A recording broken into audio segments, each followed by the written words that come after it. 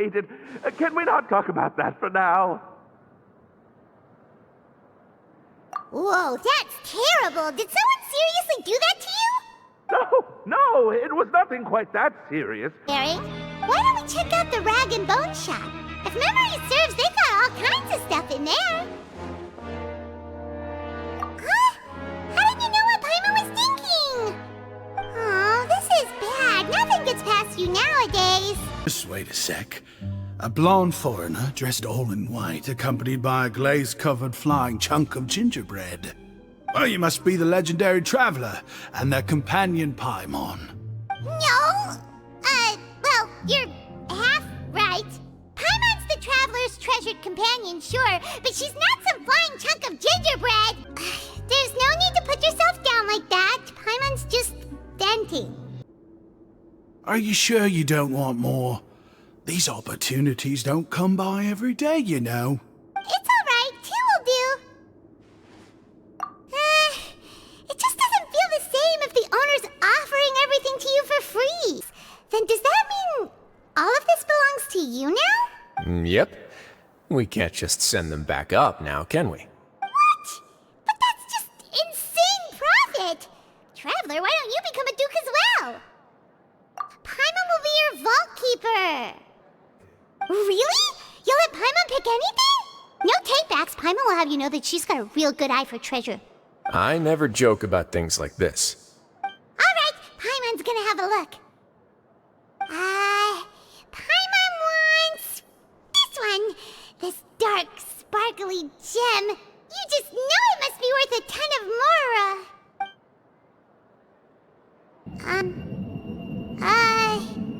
Actually, never mind. Paimon doesn't want this gem anymore. Can Paimon pick something else instead? Effect?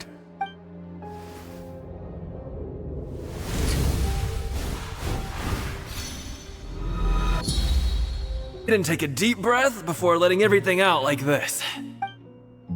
Ha!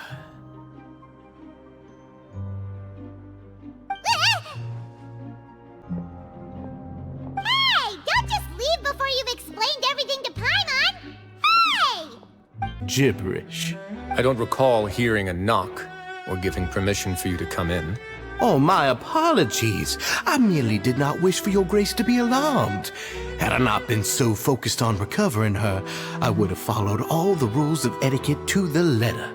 So please, forgive my discourtesy. Word. Why are you so intent on getting rid of someone who's been unfalteringly loyal? Your words bore me.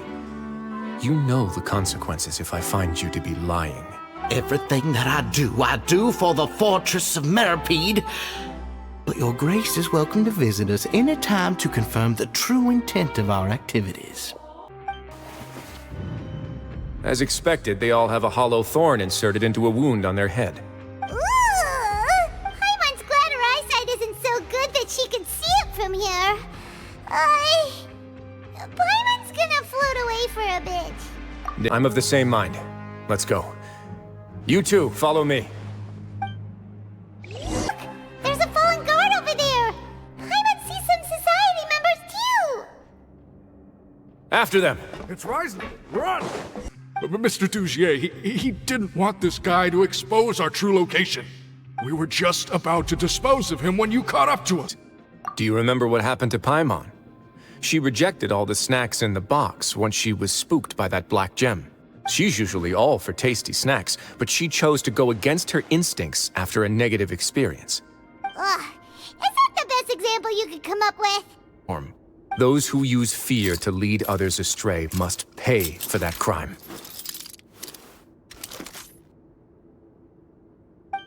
Society members is possible. You guys should wait here. We'll try to open the door and check out some other spots. Right now, you can leave this place. No, I won't try to leave anymore. I'll never try to leave again. So close to me. I don't want any trouble. No, we're not gonna do that. Please calm down. We're not bad people. We won't be able to get through to her right now. Not with the stress response and surveillance terminal. The information collected by the surveillance ports we found previously will be sent here. I'm sure Dougier really enjoyed sitting here and making his people dance like puppets on strings. Oh, that makes Paimon I must confess to being furious. To think that there are still some of you who find it permissible to spit upon our rules. Remember their names. Fasal and Avis. They've betrayed you, betrayed us. And today you will see with your own eyes what'll happen to those who betray our cause. Go on, Avis. Pierce his skull with the thorn in your hands, and then push in the Aqua Dolores. Of course, you will do it one drop at a time. Let it do its magic again, and don't stop until you've pushed all of it in. Thistle, I'm sorry. It's okay. I'll find a way to endure. Oh, shut your wretched mouths!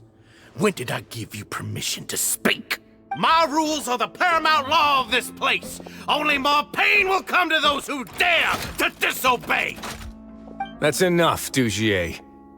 Your rabid screams have been beyond nauseating.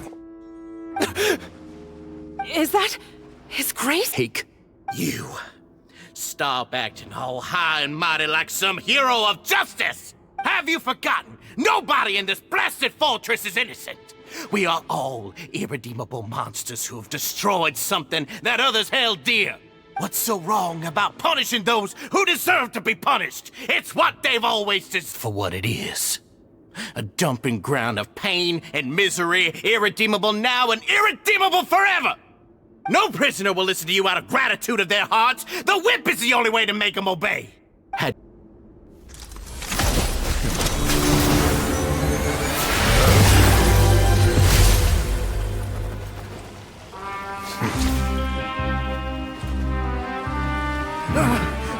If you think fear can control everything, well then, terrify me. Don't high road me. You're just another crook. And it's time you got treated like one!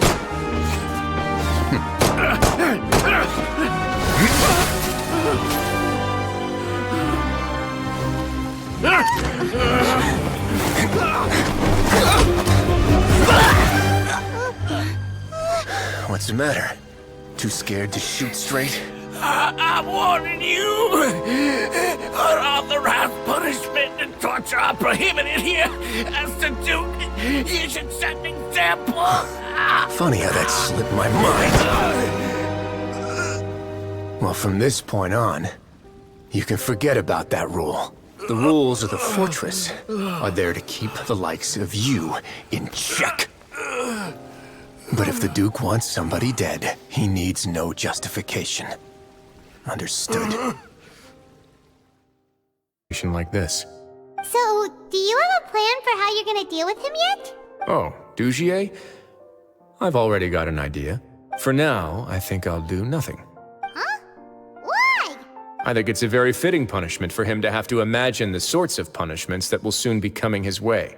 He'll be left in the dark with regards to both the dates and the details of his punishment. Of course, that's not to say that I'll be letting him off scot-free. It's not often that I actually get the chance to be creative with my punishments. Paimon didn't know you could also be so harsh. Looks like she should watch her tongue when she's around you in the future. Why do you think I'd do that kind of thing to you? You offend me, Paimon. Anyway. That's a bit of a long story. I once had a similar experience. It had to do with the host family I lived with as a child.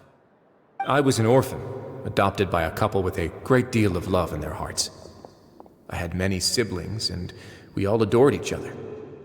Once we were older, Mom and Dad would turn us over to be individually adopted by families of greater means, and go on to adopt more young children. They were perfect parents. Or so I thought. And then? And then, I found out we were merely raised as livestock. Once we had reached a certain age, our parents would bring us to the market for sale. All children that were sold would leave the house, and nobody would know what became of them. As for those who didn't sell, they were merely disposed of. Did you know I once considered myself an extremely lucky child? And all of my friends, all of my siblings, they all felt this way as well. I was also not the first to find out about the truth. All those who found out before me were simply added to the disposal pile. I could never shake the feeling of irony every time I juxtaposed their tragic ends against our parents' adoring smiles. Yes, like the society, my parents created a facade of joy, lied to satiate their desires, and even employed incredibly cruel methods to keep their grasp on power. They did all of that, but never considered how their actions would utterly ruin all the children they took under their wing. Worse, perhaps they never cared about that at all, but I did. So in the end, I killed them and set all of the remaining children free. I was convicted for my crimes and exiled to the fortress of Meropide. Ah! My methods were extreme, yes, but I was still a teenager at the time. I'd been betrayed by those I trusted most, and I didn't think that more moderate ways would solve the problem. My doubt and helpless anger pushed me forward until I got what I deserved. It's all right. You don't have to tell me what you think. I've already committed to this path, regardless of what anyone may say about it. The least I can do is to make sure that the same tragedy will not happen again in my new home. Because we were hoping that you'd be able to lend us a hand, Your Grace. Please, go on right ahead. I'll do my best to help. Within reason, of course. It's... I'd like to be wedded to Avis here at the fortress. You're getting married? Yeah, we met each other through the society and both fell into Dougier's trap. But even during our time there, we never doubted each other. We always believed that Dougier was manipulating us, trying to make us mistrust each other. And after this incident, we've come to believe that we've found the one for the rest of our lives. You could say we managed to make the best out of a bad situation. He didn't abandon me, and I didn't forsake him either.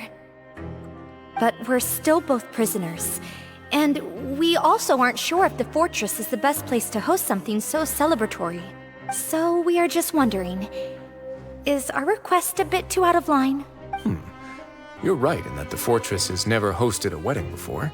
But that's no reason to say no, is it? I'll help you make the arrangements. If you need anything special shipped in from the surface, just say the word. We can't thank you enough, Your Grace. We are actually also planning to stay here after the conclusion of our sentences. Yeah, we've already made tons of special memories here. So now it'd be too hard to leave. And we have full confidence in the fortress's future with you at the helm, Your Grace. Your trust is the highest form of praise. Their own free will? Yeah. I'll always take a genuine expression of faith over any obligation to obey.